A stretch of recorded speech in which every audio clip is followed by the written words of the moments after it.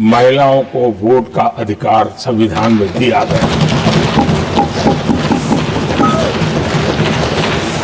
आदरणीय सभापति जी, जब G20 समिट हुई, उसी भावना को आगे बढ़ाते हुए, क्योंकि संविधान की भावना को लेकर के हम सब जीने वाले लोग हैं, हमने G20 की अध्यक्षता के दरमियान विश्व के सामने विमेन लेड डेवलपमेंट का विचार रखा और विश्व के अंदर विमेन डेवलपमेंट से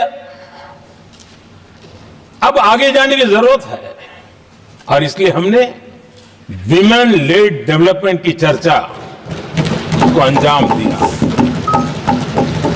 इतना ही नहीं, हम सभी सांसदों ने मिलकर के एक स्वर से नारी शक्ति बंधन अधिनियम पारित करके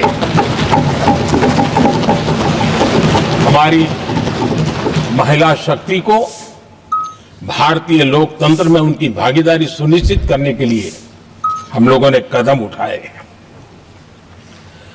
आदरणीय सभापति जी, आज हम देख रहे हैं हर बड़ी योजना के सेंटर में महिलाएं होती है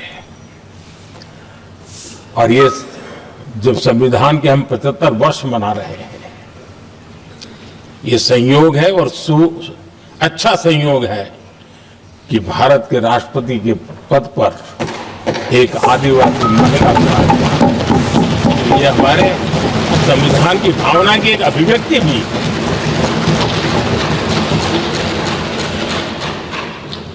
आदरणीय सभापति जी, इस सदन में भी लगातार हमारे महिला सांसदों की संख्या बढ़ रही है, उनका योगदान भी बढ़ रहा है।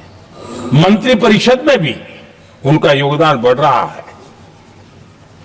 आज सामाजिक क्षेत्र हो, राजनीतिक क्षेत्र हो, शिक्षा का क्षेत्र हो, खेलकूद का क्षेत्र हो, क्रिएटिव वर्ल्ड की दुनिया हो, जीवन के हर क्षेत्र में महिलाओं का योगदान, महिलाओं का प्रतिनिधित्व देश के लिए गौरव दिलाने वाला रहा है। विज्ञान के क्षेत्र में, खास करके स्पेस टेक्नोलॉजी में उनके योगदान की सराहना हर हिंदुस्तानी बड़े गर्व के साथ कर रहा है और इन सब की सबसे बड़ी प्रेरणा हमारा संविधान है। आदरणीय सभापति जी, अब हमारा देश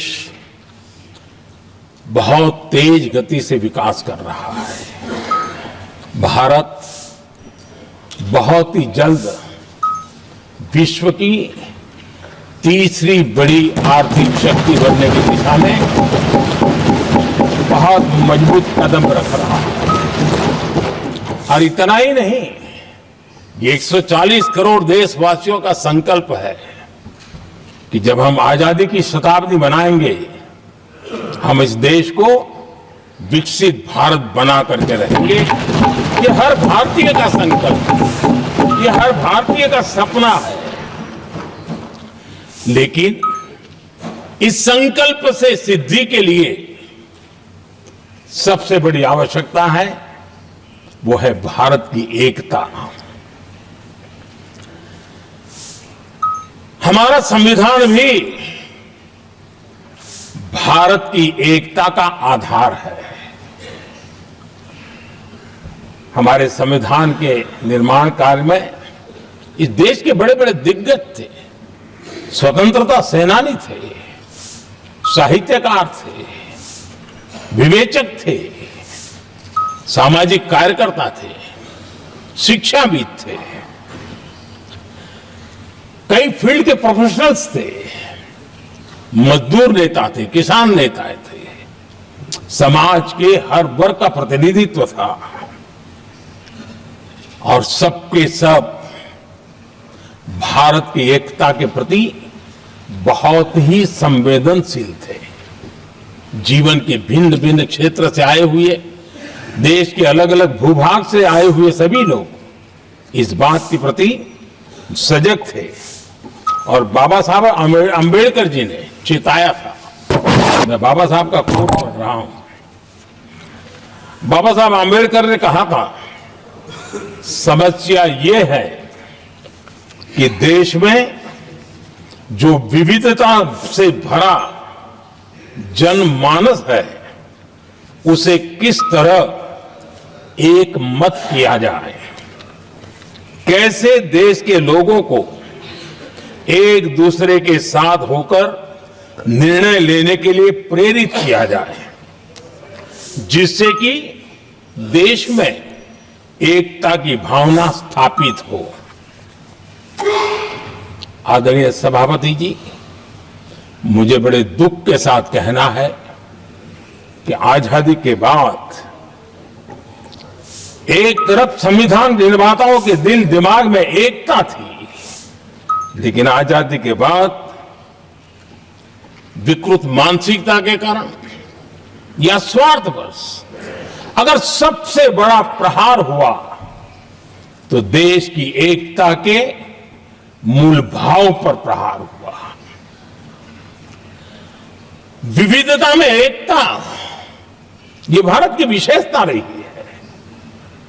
हम विविधता को सेलिब्रेट करते हैं और इस देश की प्रगति भी विविधता को सेलिब्रेट करने में है। लेकिन गुलामी की मानसिकता में पले बड़े लोगों ने,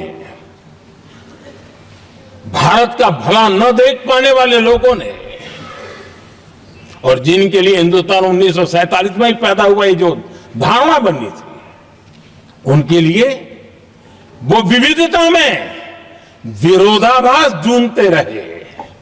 इतना ही नहीं, विविधता के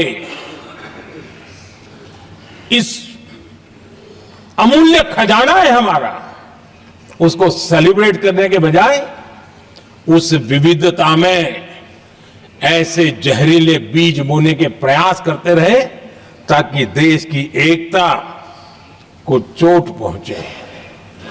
आदरणीय सभापति जी, हमें विविधता का उत्सव हमारे जीवन का अंग बनाना होगा और वही बाबा साहब आम्बेडकर को सच्ची श्रद्धांजलि होगी।